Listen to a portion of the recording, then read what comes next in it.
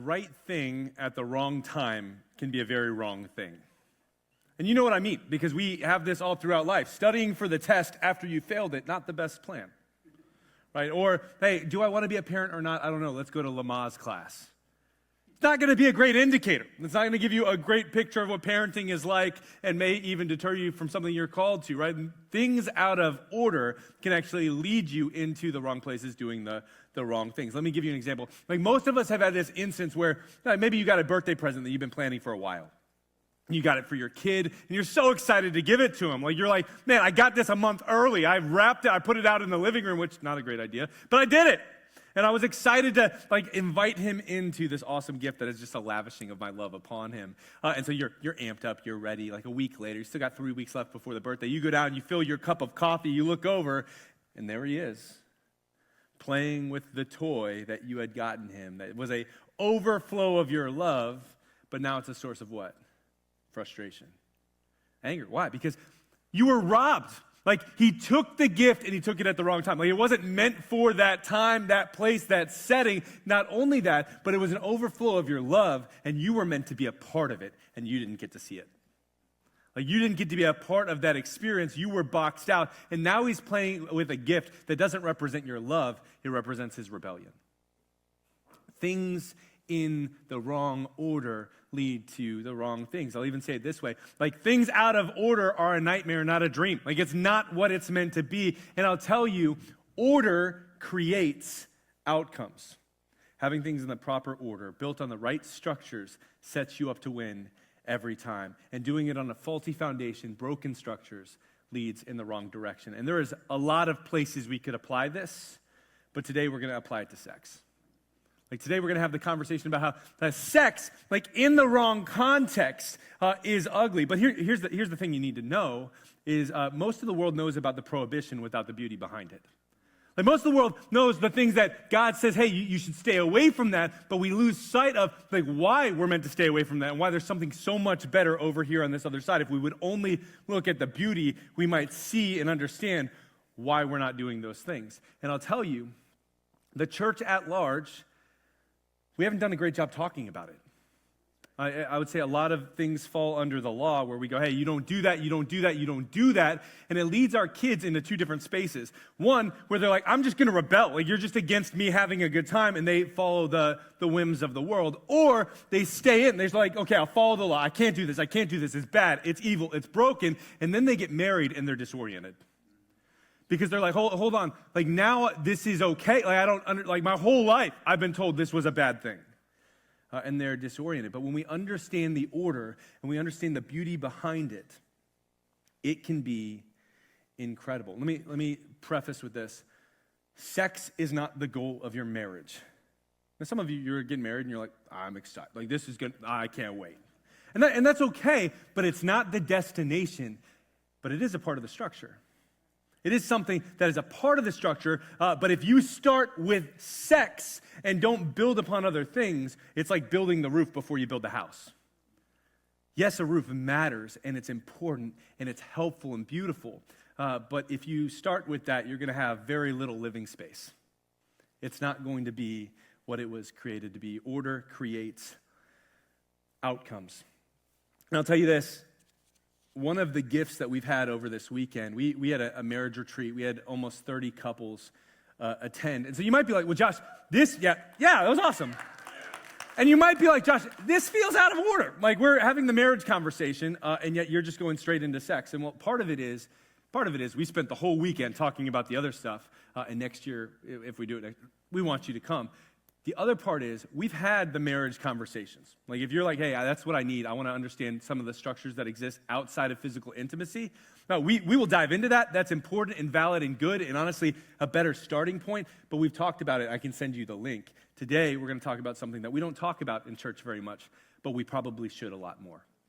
That's what does physical intimacy look like in the biblical design. If you have your Bibles, I want to invite you to open up to Song of Solomon. Depending on your translation, it might be Song of Songs.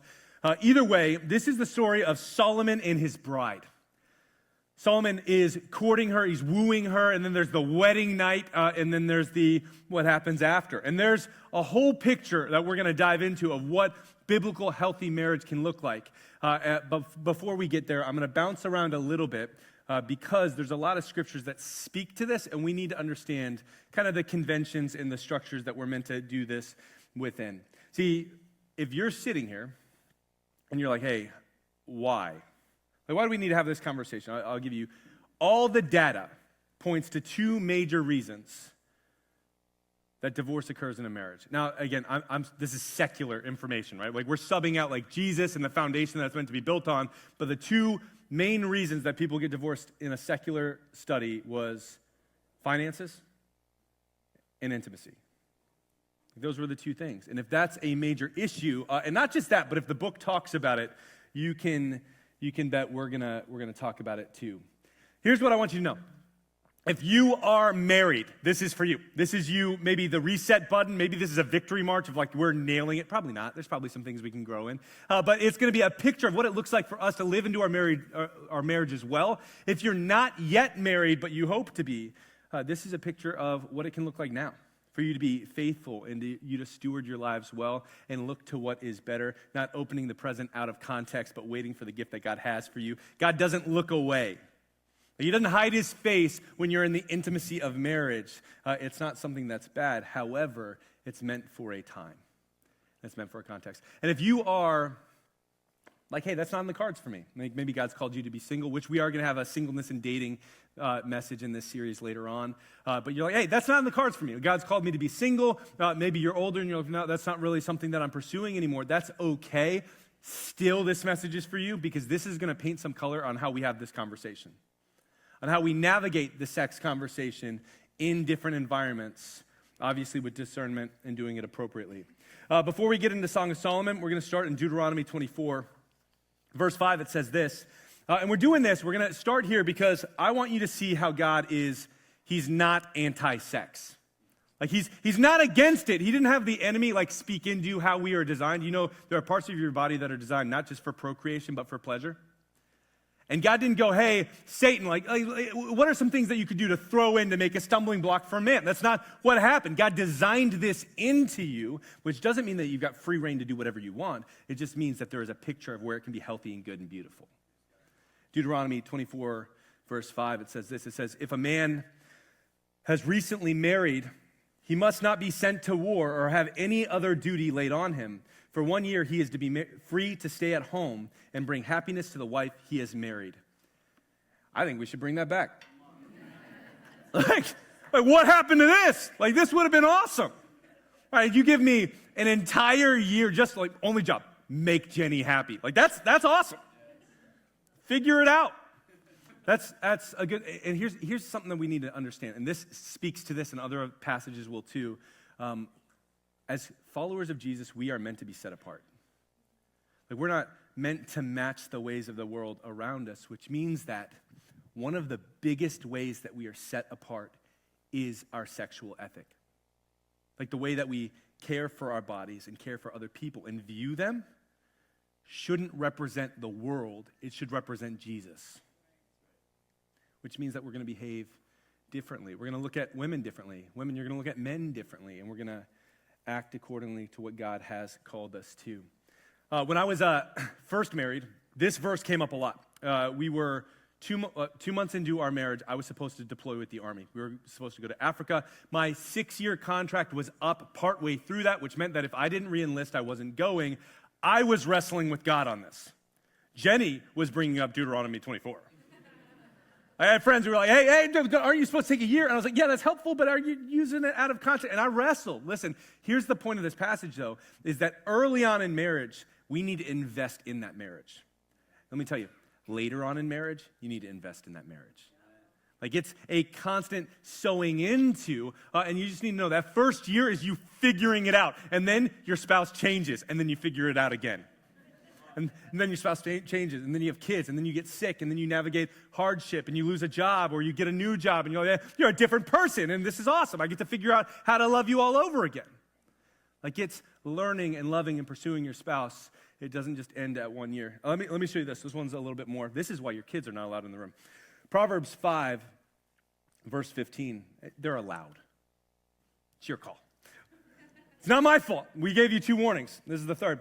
Drink water from your own cistern. Cistern is your marriage. It's talking about physical intimacy here. Drink water from your own cistern, running water from your own well. Should your springs overflow in the streets, your streams of water in the public squares, let them be yours alone, never to be shared with a stranger. Like you'd say, hey, like your marriage is meant to be the context of the gift. Like your marriage is the invitation into what physical intimacy is meant to be, and there's a structure built around it. And again, it's not the foundation. It's not even the first floor.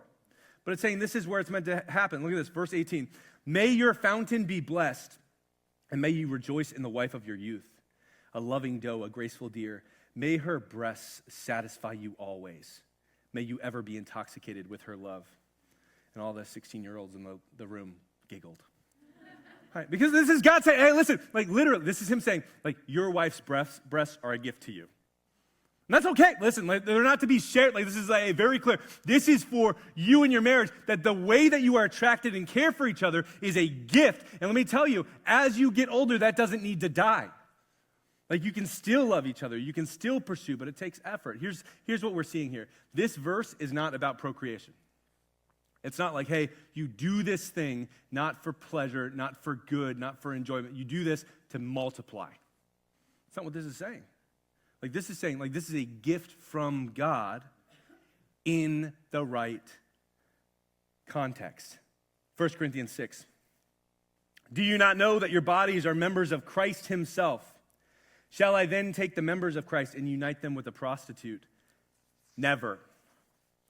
Do you not know that he who unites himself with a prostitute is one with her in body? For it is said, the two will become one flesh. And so what we're seeing here is a picture that is very contextualized in their culture. What we have here is Roman culture, which was occupying Corinth at the time, would have this practice. And here's how it worked. If you married someone, you married her for status and position. It was for your benefit. Like she is going to take care of the kids, she's going to take care of the house, but you did it because it was beneficial to you. That was the structure. And if you wanted pleasure, you go somewhere else for it.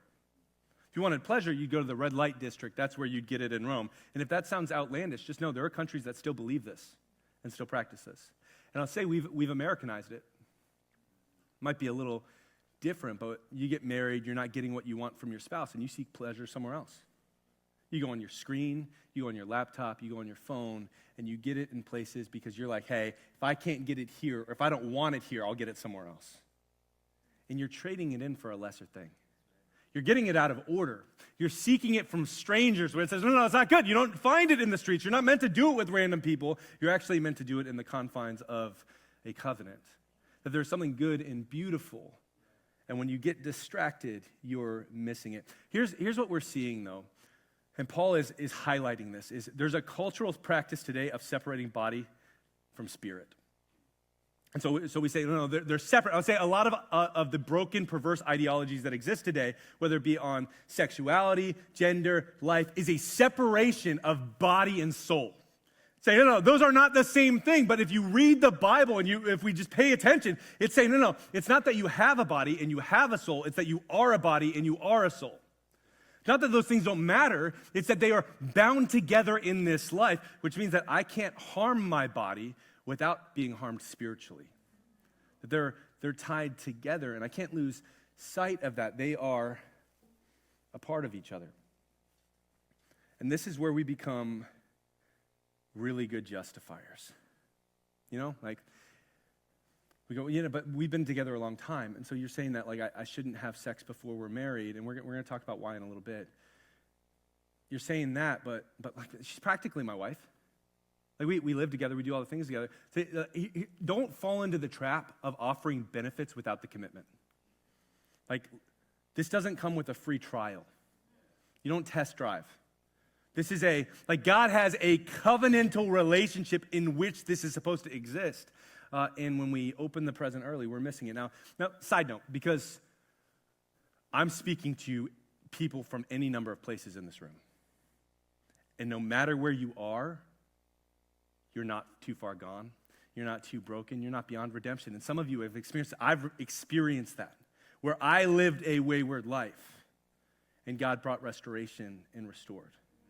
Like he can do that for you too. And so this isn't a shame message. This is we need to understand the structure. And there's a lot of singles in this room where if you can understand it now, you can start building on something that can carry the weight.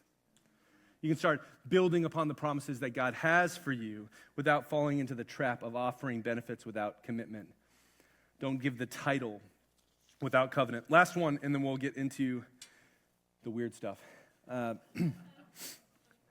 Corinthians 7 says this in verse 5. It says, "Do not deprive each other, except perhaps by mutual consent and for a time, so that you may devote yourselves to prayer. Then come together again so that Satan will not tempt you because of your lack of self-control. I say this as a concession, not as a command. I wish that all of you were as I am, but each of you has your own gift from God. One has this gift, another has that." So Paul's saying, hey, I'm single and I wish you were as I am. And there's beauty in that. What he's pointing to is, if you're called, there's this whole gospel of marriage that exists today. Like Disney has messed us up in the worst way, where we think, hey, if I meet Prince Charming, everything will be fine. And all the baggage in the room said no. There's too much that you bring into the marriage for it to be that simple. And what Paul is saying, hey, listen, there's the gospel in singleness as well as the gospel in marriage. When you're single, and if you're called to remain single, you have a freedom that married couples do not have. I'll tell you, when we were praying about moving to Connecticut, God was very clear to me. He was like, yes, but God is a God of unity, which means that if I was a yes and Jenny was a yes, we were moving. If I was a yes and Jenny was a maybe, we were still probably moving. If I was a yes and she was a no, I was no longer a yes. It's not that she overrided my vote. It's that I understand that Jesus isn't going to call me to a place that he doesn't call my bride to. That we're gonna go together. There's a freedom, though, in singleness where you're like, Jesus, where are you at? Let's go.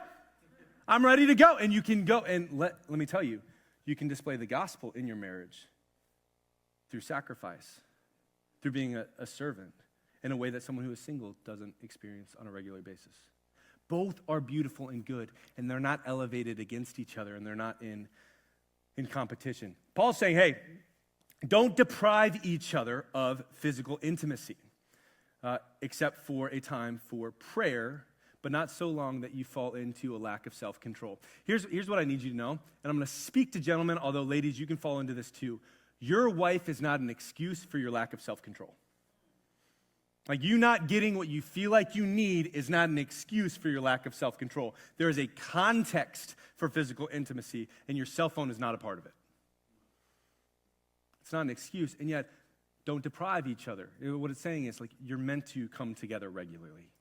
The physical intimacy is a part of a healthy biblical marriage, and yet it's not the foundation. So let's get to what the foundation is built upon. Song of Solomon, chapter 1. We're going to start in verse 6. In a little context, this is the courting process. We get to see, Solomon's got some game. He's going to invite this woman that he is just enamored with, and he's going to speak truth over her, and she's going to start by saying this. She says, "Do not stare at me, because I am dark, because I am darkened by the sun. My mother's sons were angry with me and made me take care of the vineyards. My own vineyards I had to neglect. Tell me, you whom I love, where you graze your flocks and where you rest your sheep at midday, why should I be like a veiled woman beside the flocks of your friends?" So check out what's happening. She's bringing up that she's got some family baggage. But she goes, my mother's sons, who hashtag, that's her brothers. Right? That's like when your kid's losing it at Walmart and you're like, your son's going nuts. And she's like, my mother's sons, they've got a problem. What did they do? They neglected her. They said, hey, take care of the stuff to such an extent that she couldn't take care of herself. And she's like, man, I'm not ready. I don't look the part. I'm not where I am supposed to be. I'm not beautiful. I wrestle. She's sharing her wounds with him and is being vulnerable. It's not good. And as she's wrestling, she questions whether she even deserves to be around him. I think this is interesting. This is one of the things that just kind of changes over time, I guess, is that how we view attractiveness shifts, right? Now everybody wants to be tan. Back then, if you were tan, it was a sign that you were working in the fields in a lower class. And so she was like, I'm tan. Like, my skin is dark. Like, I've been working in the field. Like, I'm not beautiful. She's wrestling. This is one of the phenomenons that we see. And I'm going to speak a little generally about gender dynamics, but it's just a phenomenon that I see in my marriage all the time, where my wife, who is stunning, like gorgeous, like beautiful, like, I cannot believe that I landed this girl. This is awesome. And she'll stand in front of the mirror and be like, this outfit makes me look terrible. And like, my hair is not good. And like, I'm not pretty. And I'm just like, like guys, like we're just like gut sticking out, hair growing in weird places. You're welcome, baby. Like totally different, like just a different dynamic. And that's what we're seeing here is the future bride of Solomon is like, I'm not pretty. And his response is, I liken you, my daughter, or my darling, to a mare among Pharaoh's chariots. Your cheeks are beautiful with earrings and your neck with strings of jewels. We will make you earrings of gold studded with silver. He goes, I liken you, my darling. That word there is raya. That's I liken you, my friend. It's an appeal to friendship. It's not sexuality. It's not any of that. It's my friend. Like, man, you're beautiful. You're missing it. Like, you don't even see. I wish you could see you the way that I see you. He's reminding her that the way she views herself is not at all how he sees her. And he wakes her up to that. We got 3 words in Hebrew that we're going to be diving into today. And raya is one of them. They're building blocks. They can seem like they're interchangeable when you look at them in English, and yet they are very different in meaning, and we need to understand it. The first one is raya. We just met raya. That's friendship. That's a foundational piece. Like, you need friendship in your marriage. That's the first part of the structure. The second is ahava. Ahava is covenant. It's a committed love. It's you're there no matter what. And then the third one is dode. That's the one that gets all the clout and the street cred. That's physical intimacy. That's lover. These are meant to be building blocks. And when you build out of order, you build the wrong structure. But when you build them on top of each other in the way that they're meant to be, it can be beautiful. When he says, my darling, my raya, this is an appeal to mutual respect and friendship. And I'll tell you, friendship is the toughest part of marriage. Right? Like, because friendship, like, that lasts takes effort. Like, it takes time. It takes pressing in. It takes knowing. It takes pursuing. It takes, like, when she changes, like, pursuing her again and figuring out who is this new person that I'm married to. And when I change, her doing the same thing. It's a pursuit. It's raya. It's friendship. And we're not meant to lose that. This is why it's so important. Because when you're in the raya phase, about 6 months in, you might get some check engine lights on that friend of yours. Right? This is probably why you're not married to the first crush you ever had. Because at some point you're like, oh, hold on, this is, ahava is a big commitment. This friendship, I don't know, is ready for that next phase. Right? You need a friendship. That's the first building block that you are meant to build on. Why? Because sex is easy. Probably never heard that from the stage. Church. Sex is easy, but raya, like friendship, like actual pursuit, like caring for that person authentically and genuinely, even when it's a sacrifice to yourself, that takes time and that takes effort. And what we see in chapter 2 is she speaks of his love for her. So he goes, my raya, my friend, and she responds, your ahava is a banner over me. Your committed love is here's what that means. It means that he's like, hey, you're my friend, and she's like, yes, and the commitment that you have has provided structure and safety for me. Saying, like, here's a simplified way to do ahava. It's committed love, but I would say, I've seen you're crazy, and I'm in. Like, I've seen it. You're a little bit of a wild card sometimes. This is my wife speaking about me, and she's like, I'm in. Like, I'm not leaving. Which means you can lean on that when things are difficult. Like, this is the thing in ceremonies that I think we can sometimes miss. We get into the wedding ceremony, and we're like, man, like, yes, for better or for worse, but we only focus on better. And we're just like, yes, it's going to be awesome, and it's going to be good, and it's going to be fruitful, and we're going to have this honeymoon phase, and it's going to be a delight. And then we forget, like things happen. Like, it gets difficult. Like, it takes effort. Marriage is good and beautiful, but it takes work. And we lose sight of what it really is, that there is a worse. And through better or worse, ahava. Like through better or worse, we are committed and we're not going anywhere. I'll tell you a surefire way to hinder your ahava. Men, it's when you look at other women. And ladies, it's when you compare your husband to somebody else. It's a trap. It's a betrayal in your ahava. Doesn't mean it can't be redeemed. Doesn't mean that God doesn't make dead things alive. Doesn't mean that you're too far gone. What it does mean is it does set some healthy boundaries for us to know this is the structure that my marriage is meant to thrive in. That there needs to be friendship, there needs to be raya, and there needs to be ahava, and that's well before we get to dode, which is physical intimacy. It's well before we focus on that finish line that you were looking at since you were a teenager. That's not it. It's beautiful and it's good, and yet it is not the foundation of the structure. Cue the wedding night. Chapter 4 focuses almost fully on the wedding night, and we'll see this in verse 1. Solomon, he says, "How beautiful you are, my Raya. Oh, how beautiful. Your eyes behind your veil are doves. Your hair is like a flock of goats descending from the hills of Gilead. Your teeth are like a flock of sheep shorn, coming up from the washing. Each has its twin, and not one of them is alone." Something you need to know about Solomon, this comes up again, homie likes his teeth. Like, like, they're 80 years old in rocking chairs, and she's like, "I'm wrinkly, and I'm old," and like, he's just like, "Girl, you still got them teeth." Like, that's just his thing. Your lips are like scarlet ribbon. Your mouth is lovely. Your temples behind your veil are like the halves of a pomegranate. Your neck is like the Tower of David, built with courses of stone. On it hang 1,000 shields, all of them shields of warriors. Your breasts are like two fawns of a gazelle that browse among the lilies. Now, brothers, you got to know, some of this does not translate. I tried this on Jenny so you wouldn't have to. Did not go well. She was very confused. Stopped me at Goats of Gilead. But look at what he's doing. Like, he's on his wedding night. Like, this is the night since he was 14 years old he'd been looking forward to. Like, this is the night, like, his bride is with him, and he's not in a rush.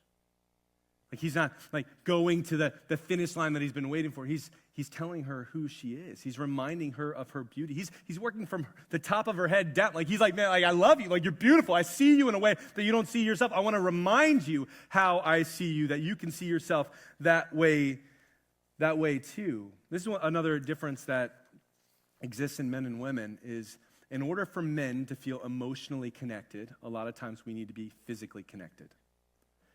For women, because God's funny, in order to feel physically connected, they need to be emotionally connected. And what happens in marriages a lot of times is we get into this tug of war of who's going to get what they want first. And most of the time, none of us do. Because we're each fending for ourselves, not trusting in the raya and the ahava of the other person. So you're like, "Oh, no, I want dode, I want this, and you're not getting what you need. Meanwhile, Solomon, on the wedding night, like, they know the plan. They know what's going to happen, and yet he's not in a rush. He's, "No, I'm going to tell you who you are. I'm going to connect with you emotionally." He's going to lay his life down. And this isn't manipulation. Like, you got to be careful here. Like, gentlemen, like, there can be real manipulation that you sneak into this stuff where authentic emotional connection is what your wife craves, not the manufactured thing so that you can get what you want. But if you connect with her, like, physical intimacy is beautiful and is a response. Not always. Like, I'm not making a weird promise to you, but I am saying, like, do your part. Like, we have a part. And Solomon's saying, "No, you're beautiful. You're awesome. I love you like the goats of Gilead your hair is." He continues. He goes, he's awesome. "How delightful you are, my ahava. How delightful is your ahava, my sister, my bride. How much more pleasing is your love than wine, and the fragrance of your perfume more than any spice. Your lips drop sweetness as the honeycomb, my bride. Milk and honey are under your tongue. The fragrance of your garments is like the fragrance of Lebanon. You are a garden locked up. My sister, my bride, you are a spring enclosed, a sealed fountain." He connects with her emotionally and he gets to the garden, and it's locked. Like he gets to that, like he checks the boxes, not that he was checking boxes, but he goes through like connecting and sacrificially pursuing her. And he goes, and I got to the garden and it was locked. And here's what he doesn't do. He doesn't call on duty. And you go, hey, this was the deal, this was the plan, man up. Well, that'd be a weird thing to say. Like, do your part. Like, step into this. You knew the equation. You knew what the wedding night was supposed to be. He doesn't do any of that. Listen, he spends the next 3 verses continually reminding her who she is.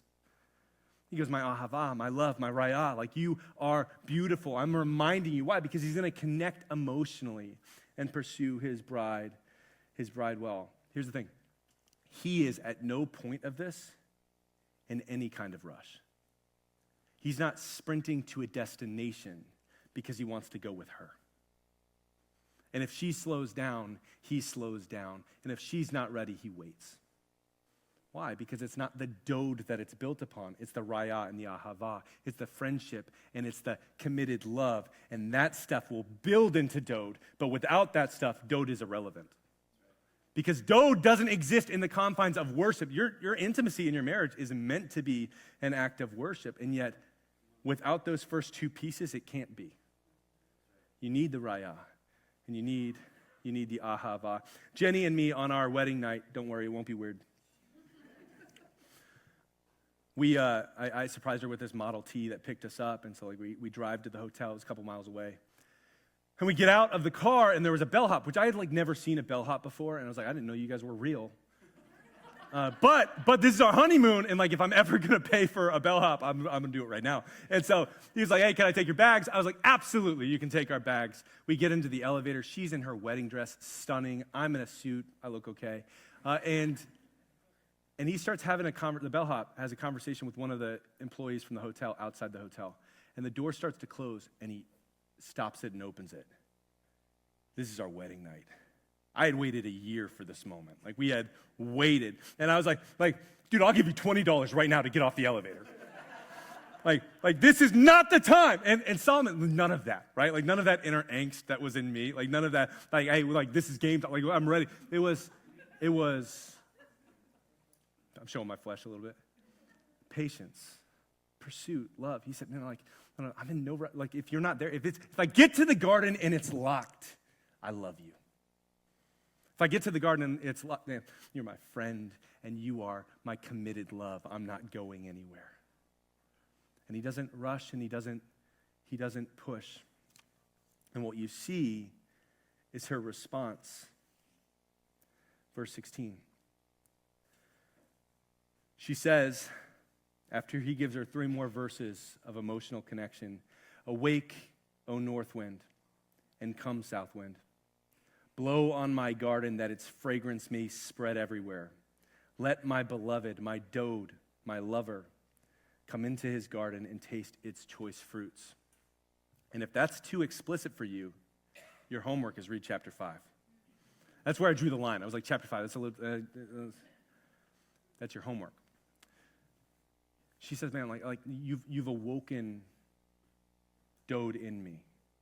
Like that physical intimacy, like there was a place for that. And the wedding night is absolutely a place for that. And yet he's not in a rush. He's speaking life into her, reminding her who she is, raya, ahava, and eventually they get to dode. Like eventually they get to this space where it's like, yes, this is beautiful and good. Yes, we're meant to connect intimately. Yes, this is something that we need to press into. And yet, that's not the end-all, be-all target. The end-all, be-all target is a marriage that is holy. A marriage that is holy will have all 3 things. But I'll tell you, anytime dode has been difficult in my marriage, it's usually because the first 2 things are broken. It's usually because, like, at some point we had lost sight of our friendship or we had lost sight of the protective covenant that we're in. We lost sight of some piece of that, and that has led us to dode not being what it was designed to be. Physical intimacy is good. Sex is good and beautiful, but in the right order. And when it's in the right order, there's victory and it's a blessing. You know, there's something fun that happens with me and Jenny. Every time we go to my in-laws' house, we turn into 5-year-olds. Like, there's just something that happens. Like I'm talking like she'll dance on my toes in the kitchen every time. Talking like She stole a deviled egg and framed me for it masterfully. They still think it was me. Now, lying is a sin, so please, somebody disciple my wife. But we turn into, listen, it's for every time we go, it's a reset button in our marriage. That we, just remember, man, this is the friendship that we cling on to. And it's going to change, it's going to be different, and yet, it's meant to be good. And it takes effort, and it takes time, and it takes pursuit. That was my big conviction after the marriage retreat. I told Jenny, I'm so excited that we're going to this marriage retreat, and things are good. We can just do maintenance. And I cried my eyes out. Because even maintenance takes work. And I left that being I know that I lead our house well, but I don't think I always pursue you well. And just convicted of I never want to lose sight of how big a treasure you are for me. And sometimes I get distracted, and forgive me for that. Every single one of us, wherever you are, has work to do. If you're married, then it's time to look at the raya and the ahava. Don't blame the dode until it's time. How's your friendship? How's your commitment? How's that covenantal love that you've been living into that's a banner of protection over your lives? Is that something that you have and hold firm to, or have you lost your way? Then, yes, talk about the dode, which is hard for some of us. I recognize that depending on what you were raised into and what your history and your background and your trauma is, that can be a tough conversation. It took years of marriage for me to be a little bit okay to speak about it. And even this is easier than talking with my wife. This is real. You're bringing in your own stuff, and yet we're meant to have those conversations. We're meant to press in and love each other well. If you're single, I just pray that this gives you vision on what it could be. To understand your tremendous value right here on this earth, that you are valuable, which means that you're worth waiting for. If you're this is not in the cards for me, then I just pray that you have a better understanding of how to navigate these conversations with other people. Because sex is not a prohibition that God is absolutely against. It's a gift that he gives us in the right context with the right order. We need the raya, we need the ahava, and then the dode. Would you pray with me? Jesus, we love you. And we recognize that we each have a propensity to get things out of order. That sometimes we fall away from the design of what you've created us to live into, and we go our own way. So, Lord, just wake us up to those spaces. Give us a humility to bring that to our spouses of yes, I have messed this up. Would you please forgive me? Give us spaces to have conversations that are healthy and biblical with those of those in the same gender that can care for us and press in and shepherd our hearts.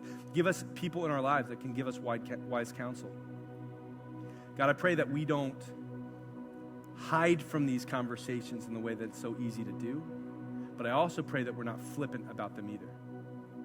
Help us to understand the holiness that exists within your covenant, and help us to live into it with fruit and fullness. In your name.